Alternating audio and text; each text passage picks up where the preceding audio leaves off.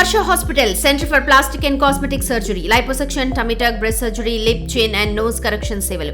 మీ అందానికి నమ్మకమైన చిరునామా హర్ష హాస్పిటల్స్ కొంపల్లి, హైదరాబాద్. పొట్టకూటి కోసం కువైట్ వెళ్లిన ఓ తెలుగు మహిళ సాయం కోసం అర్థిస్తోంది.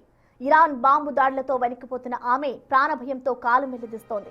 పిఠాపురం రథాలపేటకు చెందిన దాకే కుమారి 4 నెలల క్రితం ఉపాధి కోసం కువైట్ వెళ్లింది.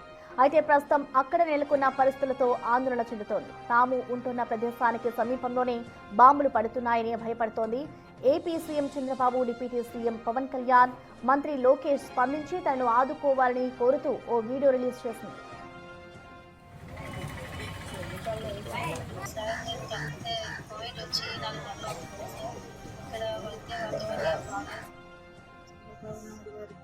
డిప్యూటీ సీఎం పవన్ కళ్యాణ్ గారికి, నారా లోకేష్ గారికి నమస్కారం అండి.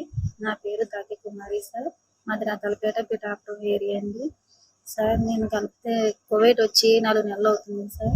ఇక్కడ అయితే వాతావరణం ఏం బాగాలేదు సార్. ప్రాబ్లమ్స్ ఎక్కువగా జరగడం వల్ల మాకు చాలా భయంగా ఉందండి.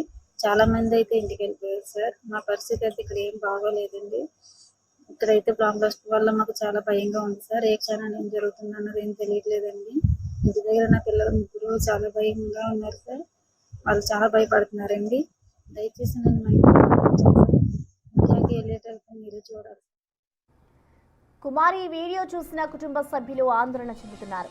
యుద్ధ క్షేత్రంలో తల్లి చిక్కుకుపోవడంతో ఆమె 2 కొడుకులు, కుమార్తె కన్నీరు మున్నీరవుతున్నారు. తమ తల్లిని సురక్షితంగా వెనక్కి తీసుకురావాలని కోరుతున్నారు. ఈ విషయంలో ప్రభుత్వం చర్యలు తీసుకోవాలని కుమారి భర్త అంటున్నారు. అండి, మా ఆవిడ పేరు దాకే కుమారి. మా ఇంటికి కొంచెం ఆర్థిక ఇబ్బంది వల్ల మా మిస్సెస్ని కోర్టు పంపించానండి. నేను పంపించిన తర్వాత అక్కడ కొన్ని విషయాలు అక్కడ యుద్ధం మొదలైంది. అక్కడ యుద్ధం పరిస్థితి వల్ల మా ఆవిడ మిస్సెస్ కూడా కొంచెం ఇబ్బందిగా ఎట్టింది అక్కడ. దానివల్ల కొంచెం గవర్నీలో పవన్ కళ్యాణ్ గారు కొంచెం మా పరిస్థితి అర్థం చేసుకుని మా మిస్సెస్ని కొంచెం ఇండియాకి రప్పించేలా చేయాలని ప్రార్థించి కోరుకుంటున్నాను మిమ్మల్ని.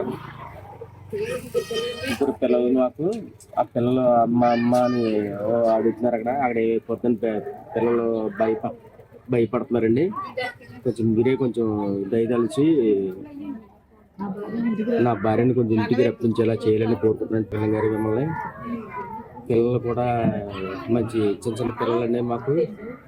వాళ్ళనే కొంచెం ఏదో విధంగా మీరు వాళ్ళ మీద దయించి ఆ తల్లిని కొంచెం ఇంటికి తీసుకొచ్చేలా చేయాలని కోరుకుంటున్నానండి మిమ్మల్ని.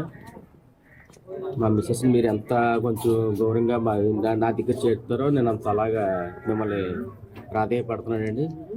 కొంచెం జయించి మా మిస్సెస్ నా దగ్గర చేస్తారని మిమ్మల్ని